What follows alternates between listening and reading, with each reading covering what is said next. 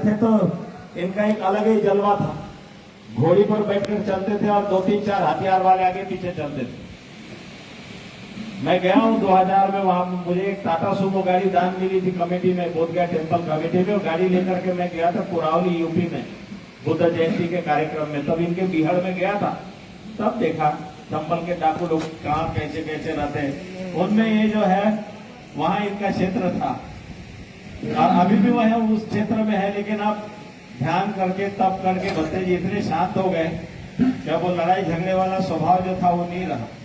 क्योंकि चंबल का पानी जो है बहुत अलग ढंग का पानी है। सारा वहां पर जो है दबंग लोग और बहुत वहां की भाषा भी बड़ी अजीब है। तो ऐसे बड़े बंदे हमारे बीच में जिन्होंने संकल्प करके आए कि भाई ये बोधगया टेम्पल एक्ट जब तक के खत्म नहीं होता तब तक के हम यहां से नहीं हटेंगे। हमारे दूसरे साथीगण भक्तगण जो है वो तमाम यहाँ आए इसी उद्देश्य से है कि बोधगया टेम्पल एक्ट खत्म होना चाहिए, जो 1949 का काला कानून निरस्त होना चाहिए और बौद्धों का स्थान बौद्धों के व्यवस्थापन में होना चाहिए। इस उद्देश्य को लेकर के आए, भूख हड़ताल पे बैठे, भूख हड़ताल सफल किए और बाद में सरकार ने दमन करके आधी रात में उठा करके ले गए थे। उसके बाद से जो धरना चला और काफी प्रचार प्रसार हुआ, लोग आते रहे, दानदाता देते रहे। ऑल इंडिया बुद्धिस्ट फोरम का अकाउंट अक्टूबर महीने में खोला गया। अकाउंट खोलने के संबंध में बहुत विवाद चला। बहुत से लोगों ने कहा कि अकाउंट मत खोलिए, ऐसे ही हम लोग चलाएंगे। हमारे स्वामी शशिकांत जी है पटना में, जो हिंदुस्तान टाइम्स के पहले पत्रकार रह चुके हैं, अभी तो वृद्ध है, लेकिन वो मुझे कहे भंते जी जहां का प्रचार प्रसार हमने किया बहुत से लोगों को जलन हो गई कि ऑल इंडिया बुद्धिस्ट फोरम ये कहाँ की संस्था खड़ी। 3 सालों से हम लोग जगह जगह मीटिंगें करते रहे, सभा करते रहे। शाम को अलग अलग राज्यों से 6 बजे से कभी 7 बजे से रात के 9:30 बजे तक के वर्चुअल मीटिंग किए, जूम मीटिंग किए और तमाम हमारे संबंधित जो आंदोलन से संबंधित बुद्ध गया के मूवमेंट से जुड़े हुए, जो बौद्धों के आंदोलन चलाने वाले, जो बुद्धिस्ट पर्सनल लॉ के ऊपर काम करने वाले और भी जितने भी समता सैनिक दल है, जितने भी all the Buddhist society of India है, भारतीय बौद्ध महासभा है, समता सैनिक दल है और तमाम जितने भी संगठन भारत में हैं, उन तमाम संगठन के पदाधिकारियों को जोड़ने का काम किया। उनको एक साथ एक प्लेटफॉर्म पर लाने के लिए कोशिश की और सभी के समूह बनाए। All India Buddhist forum Maharashtra, all India Buddhist forum Gujarat, all India Buddhist forum Rajasthan, all India Buddhist forum Sikkim, all India Buddhist forum Darjeeling, इस तरह से तमाम राज्यों के ग्रुप बनाए और फिर all India Buddhist forum Australia, all India Buddhist forum Sri Lanka. हमारे जो परिचित श्रीलंका में लोग हैं जो हिंदी अंग्रेजी जानते हैं, भारत से पढ़ के गए हैं, उनको ग्रुप में डाल दिया। ऑस्ट्रेलिया में जो रह रहे हैं हमारे पंजाबी भाई, जो इंग्लैंड के लोग, उनको उन ग्रुपों में जोड़ा और जोड़ करके काम शुरू किया। इस काम में एक बहुत बड़ी रैली जो की गई, जो उत्तर पहुंचते हैं वो सज धज करके सब लोग आए और उस समय हमारे भंते लोग बिल्कुल गिने चुने जो बुद्ध गया में है 40-50 की संख्या में होंगे जो उस आंदोलन में भाग लिए, रैली में भाग लिए। तब तक के तमाम देश के भंते लोगों को एक मंच पे लाने का या जोड़ने का काम नहीं हुआ था। गृहस्थ उपासकों की संस्थाओं को जोड़ा है और वो रैली गई है तो बैनर झंडे लेकर नहीं जाना है, प्रशासन ने अनुमति नहीं दी, क्योंकि बोधगया टेम्पल एक्ट की जो कॉपी है उसको प्राध्यापक विलास खरात और हर्ष मोदी ने कालचक्र मैदान में जलाया था। उस जलाने की वजह से वहां पर हमें कालचक्र मैदान में सभा लेने की अनुमति नहीं मिली। तो क्या हुआ, हम लोगों को स्टेट बैंक के पास रोक दिया, यहां से जो चाइना मंदिर के पास है वहीं रोक दिया गया। शांतिपूर्ण रैली। हिमालय के लोग जो है, हिमालय के पूरे वैली के लोग हैं, उनकी रैली होती है शांतिपूर्ण। उसमें ना कोई आक्रामक नारे होते हैं, अब ना कोई हो हल्ला होता है, ना हुड़दंग होता है, क्योंकि वो ठंडे एरिया के लोग हैं, अनुशासन प्रिय लोग हैं, परंपरा से बौद्ध है, इसलिए रास्ते से चलते समय लोकधन तमंग और कुछ साथी लोग जो सड़क पर का कचरा था वो भी इकट्ठा कर रहे थे, रैली लेके चल रहे थे। और उस रैली को निकालने के पहले की घटना थोड़ा सा मैं जिक्र करूंगा। 1 सितंबर 2023 को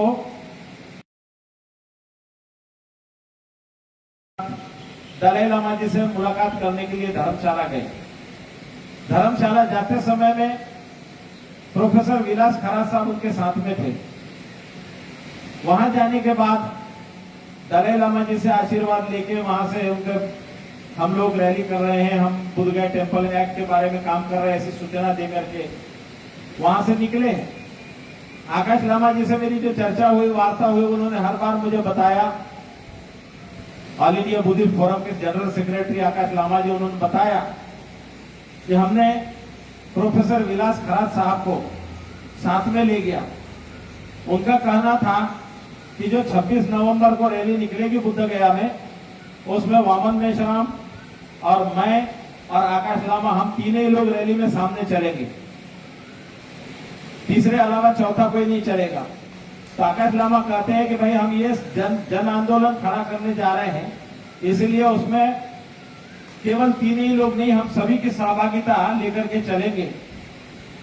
तो नहीं, ऐसे नहीं हो सकता, ऐसे नहीं हो सकता, तुम्हारा आंदोलन तुमको मुबारक बोल करके दार्जिलिंग, कालिम्पोंग, सिलीगुड़ी सब तमाम लोग बैनर लेके आए थे और उसके साथ में सब जो प्ले कार्ड थे उसमें लिखा था बोधगया मुक्त करो, बोधगया टेम्पल एक्ट 1949 निरस्त करो। ये पहली रैली, उसमें मैं शामिल था, मैं साथ में चल रहा था, बैनर लेकर के साथ में था और वो मैंने देखा है वाकया। उसके पहले जो मीटिंग हुई है यहाँ पर इंटरनेट, ये महाबोधि मेडिटेशन सेंटर है, महाबोधि मेडिटेशन सेंटर में मीटिंग हुई है। उस मीटिंग में नेशनल माइनॉरिटी कमीशन की जो मेंबर है रिंचिन लामो, तो वो जो थी मेंबर थी और मीटिंग में तमाम पदाधिकारी अलग अलग जगह से आए थे और मैंने उस दिन उसको लाइव किया है, उस फेसबुक लाइव किया उस कार्यक्रम को। और मैंने कहा था कि मैं कई और मेंबरों को देखते आया जो माइनॉरिटी कमीशन के हैं। जब मैं महाबोधि विहार में प्रमुख बनाया गया था, भंते धम्मवीरियो माइनॉरिटी कमीशन के मेंबर थे। उसके बाद में डॉक्टर कमला संकृत्यायन, जो महापंडित राहुल संकृत्यायन की कमला संकृत्यायन, उसके बाद और लद्दाख के बनते थे लामा चोस्पेल जोतपा, जो माइनॉरिटी कमीशन के मेंबर बने 3 साल के लिए। बाद में भंते सुरेश ससाई 3 साल के लिए माइनॉरिटी कमीशन के मेंबर बनाए गए थे, नहीं कराई। तो ये आंदोलन की पृष्ठभूमि पीछे की बताने की जरूरत है कि ये जब तक नहीं जानोगे, जो आपको इतिहास नहीं मालूम होगा कि आंदोलन कैसे खड़ा हुआ। बंगाल में बुद्ध जयंती की छुट्टी नहीं थी, तो बंगाल में बुद्ध जयंती की छुट्टी के लिए 70 साल लगभग मैंने लोगों ने कोशिशें की, अलग अलग संगठनों ने कोशिश की, सफल नहीं हुए। एक मुख्यमंत्री ने कहा था जब ये लोग डेलीगेशन लेके गए, तो बोला बंगाल में तो पागल कुत्ते जितने हैं उतने में बुद्धिस्ट की भी संख्या नहीं है। तो बौद्धों को बड़ा बुरा लगा कि हम पारंपरिक बौद्धों की तुलना पागल कुत्ते से कर रहे हैं मुख्यमंत्री। हमारी हिमालय पूरा लगा हुआ है, चाइना वहां से 100 किलोमीटर है, भूटान तमाम अलग अलग लगा हुआ है, और इधर भारत, वहां पर कॉरिडोर जैसे आता है। तो वहां पर सभी लोगों ने मिलकर एक बहुत बड़ी रैली की और रैली करके पूरा शहर जाम हो गया शांति यात्रा करने के कारण। ज्यादा संख्या में इकट्ठा सारे बुद्धिस्ट हुए। मुख्यमंत्री को 430 ज्ञापन का मेमोरेंडम इकट्ठा करके ले जाके दिया। चुनाव का माहौल था, चुनाव आने वाले थे, तो क्या हुआ, मुख्यमंत्री ने बंगाल में बुद्ध जयंती की सार्वजनिक घोषणा की। तो तब आकाश लामा कहते हैं कि हमारी एकता के कारण हुआ, अकेले के कारण कभी कुछ नहीं होता। ऐसे ही एकता के कारण महाबोधि विहार मुक्त होगा। ये एकता बनाने के लिए अभियान शुरू किया। जैसे कि 17 सितंबर अनागारिक धर्मपाल जी की 160वीं जयंती मनाई पटना में। 550 ज्ञापन इकट्ठा हुए थे अलग अलग संस्थाओं के, सारे इकट्ठा किए। लगभग 45,000 सिग्नेचर इकट्ठा किए और सारा सामान लेके बुद्धा स्मृति पार्क से हम लोगों को प्रशासन के लोगों ने गाड़ी में बिठा के कहा ले गया। पहले तो हमसे पूछा कि ज्ञापन किसको देंगे, जिलाधिकारी पटना को दे दीजिए। हमने कहा नहीं, जिलाधिकारी पटना को नहीं देंगे, क्योंकि मेरे से वहां बकझक थोड़ा सा हमारे कुछ लोगों के साथ हुआ था पटना का जो ग्राउंड लेने के बारे में। मैं बोला उनको नहीं देंगे। चीफ सेक्रेटरी बिहार को हम जानते हैं, क्योंकि वो यहाँ पर अमृतलाल मीना जो थे, यहाँ पर बोधगया में कलेक्टर थे और हम लोग लगभग 1-1.5 साल साथ में काम किया, इसलिए मालूम है। तो मैं बोला चीफ सेक्रेटरी को देंगे।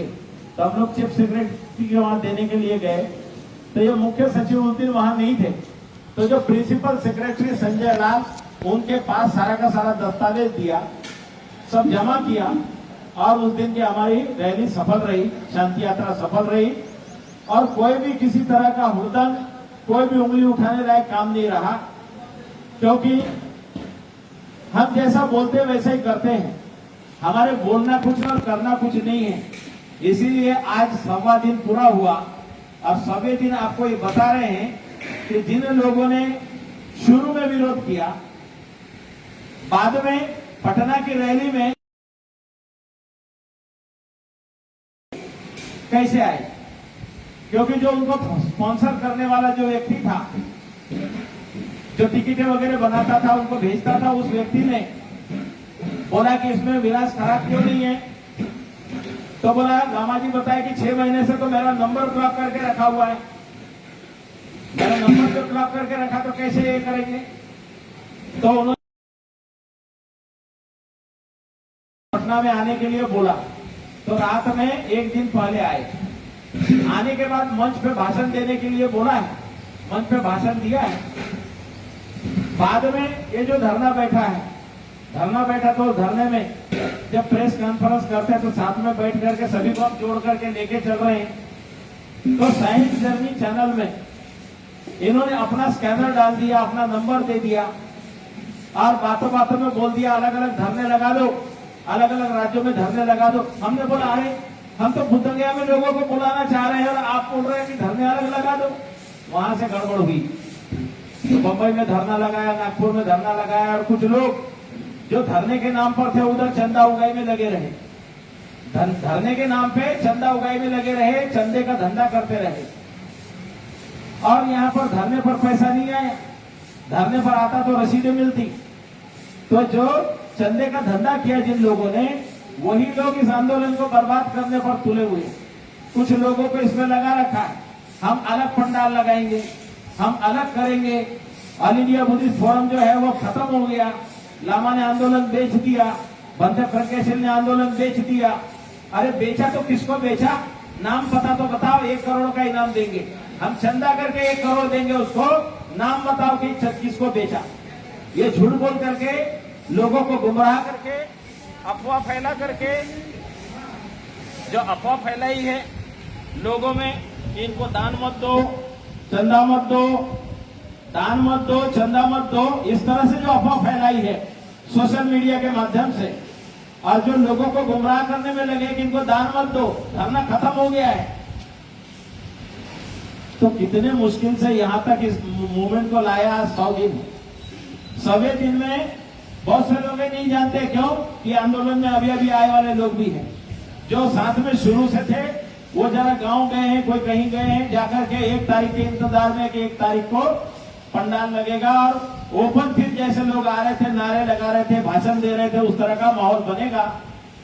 प्रशासन परेशान है कि नारे नहीं होने चाहिए, माइक पर भाषण नहीं होने चाहिए।